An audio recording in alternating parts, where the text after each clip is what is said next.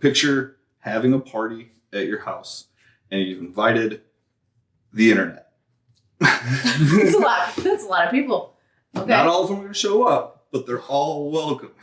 Trolls and all. And you have to now arrange your decor and your living space to meet the needs of all these guests. And with a focus on the guests that you want to stay. So your digital house is all of the platforms you utilize as an organization through your social media, your website, YouTube channels, and whatever they may be. Take those all, that's your house. So you need to organize these all in a way that's inviting to all of the guests, which is your target market. That's a tough feat. It is.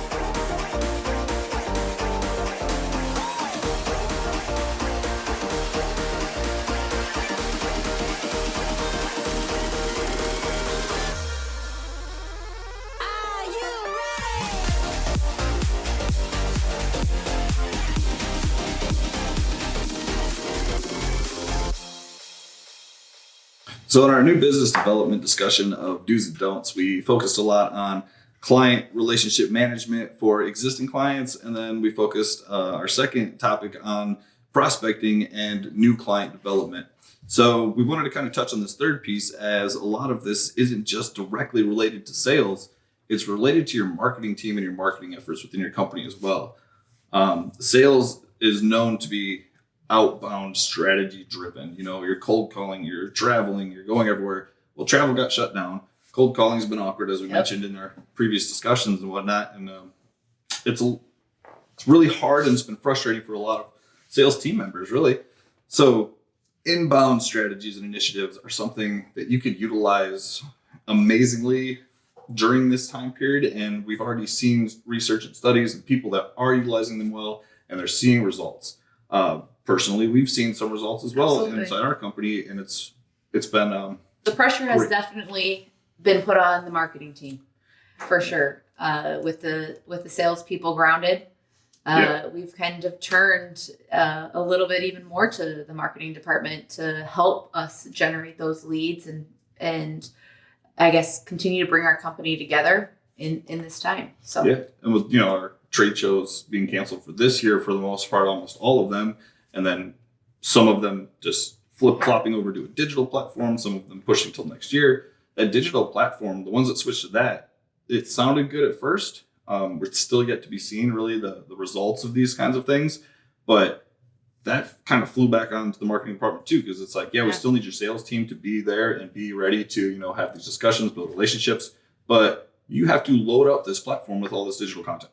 And if a lot of companies don't just have a mass backlog or a current backlog with all these changes of, hey, we have all this content. We have case studies, and white papers, and videos, and everything. And it all looks professional. It's beautiful. We're ready.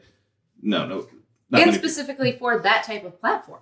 Yes. Yeah. I mean, it's completely new. So you might have something, but it just didn't work right for that specific platform. Yeah. I know that we ran into that. Yeah, constraints on, file types, file size, compressing things, getting everything ready, and then getting emails a week later. Hey, this didn't work. Can you send us a different one? And you're like, sure, I can go ahead and try to get this to you, but you're doing a million other things. It has been a little stressful, but I still think these inbound strategies are going to be crucial moving forward into 2021. I could safely say 2022 and probably into 2023 with reports that have been coming out, how much impact this has had on these industries and how long this is actually going to be seen. And, 3 years is easy. We're going to see fallout of some sort. But right now, these are huge. And for those that don't really utilize inbound strategies or know exactly what this inbound strategy is, it is almost the opposite of what your sales team does at your organization. But it's not just marketing. So you still need your marketing strategy to align with your sales strategy and make sure that you're on track to reach common goals that align with your business plan. So those are your three parts for this strategy: your marketing team, your sales team, and then your overall business plan. And what this is essentially is, picture having a party at your house and you've invited the internet. That's a lot of people. Okay. Not all of them are going to show up, but they're all welcome. You must have a big house. I wish. So you're having this party, the internet's invited, trolls and all, and you have to now arrange your decor and your living space to meet the needs of all these guests. And with a focus on the guests that you want to stay. The polite guests, the ones that Won't destroy your house. Won't destroy your house, yes. Won't come over and drink all your Kool-Aid. That's a tough feat. It is. So your digital house is all of the platforms you utilize as an organization through your social media, your website, for sure. Website is huge right now. And any other platform you may utilize, such as forums that we've touched on before in different organizations throughout their industries, and YouTube channels and whatever they may be. Take those all, that's your house. So you need to organize these all in a way that's inviting to all of the guests, which is your target market. But they all work together? Yes. Common goals, common messages, no overlapping with mixed information. So you don't want one room in the house to look completely different from the next room in the house. You want it to all flow. Yeah. You want it to look nice. And you don't want like a cow kitchen and then a zebra living room. Okay, starting to get it. They start to look the same at one point, right? There's black and white animals. So I don't know. Yes. But you want it to be, consistent and flow, same message. And you want to use this for your entire inbound strategy. So in talking with this, what would you say the big don'ts are? The big don'ts are, don't assume that the content you have been producing prior to this, or even the content you may be producing during this, is working. Assumption is frequently dangerous. Yeah. And, a lot of marketers and teams have ways to check this, where they check the different metrics that they're tracking, the KPIs, and how much feedback are we getting, communication. That there are a lot of your glamour metrics, like how many likes did we get? How many comments did we get? But look for, the metrics that actually matter more to your audience. How many shares did we get? Do people think this information is important enough and good enough that they want to share it with their peers and their connections? So those which have always been important to track seem to be more important now. Mm-hmm. And then a lot of the things is, you want to adapt to the information since things are changing so quickly, but don't get lost in just trying to be informative on every single topic. Mm-hmm. And you don't have to give your opinion on every single thing because 8 new things happen a week. Pick the ones that you feel are more pertinent to your audience and that you are more knowledgeable about, and then take the time to create a piece of content that is well written and adds value. We say value a lot, but can't really stress enough, you need these to be valuable to your audience. Can you give an example at all of something that we've recently put out that we might not have prior to all this? I believe it's called the Innovation Room, and you're watching it right now. But that would probably be the biggest example for our inbound strategy for this year. Is we discussed this as something we wanted to do, but we kind of pushed it to do it quicker because there's a lot of stuff to talk about right now, and we're doing our best to provide that information in a clear and concise way. Absolutely. So what you do want to do though is you want to stay visible, and like we just mentioned, be informative. Not about everything. Yeah, not about everything. But give information. I'm not saying give your trade secrets or, give any kind of information that may be somewhat private to your company specifically or your clients. Don't do any of that stuff, but just be as informative as you can and give examples. A lot of people are working through this together. As a vendor, if you're a vendor for 10 retailers, everything's changing so fast for all of those retailers.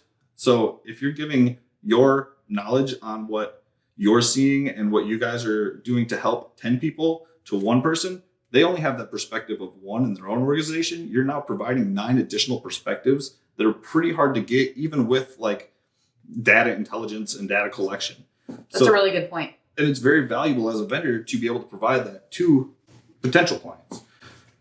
Adding value. Yes, lots of value. Yes. That's what you want to do. You want to use these strategies to make a comfortable space for your audience through your digital platforms. Be as informative and as polite as you can. Have fun too. People love to see the Zoom photos. Oh yeah, that's been a big popular one. Yeah, the individual Zoom photos and seeing everybody work from home. I had fun with it. I know just on ours, but I enjoy seeing everybody else's as well. The different companies, so that's been fun. I agree. I think being relatable. Yes. And showing that again, we are all going through this. We're all seeing different things, but at the same time, we can kind of come together. Mm-hmm. But so providing that free content, to add value to your followers, Mm-hmm. Is something that you've discussed, and position yourself as kind of the experts in that industry, in that field. Is that something that you want to do?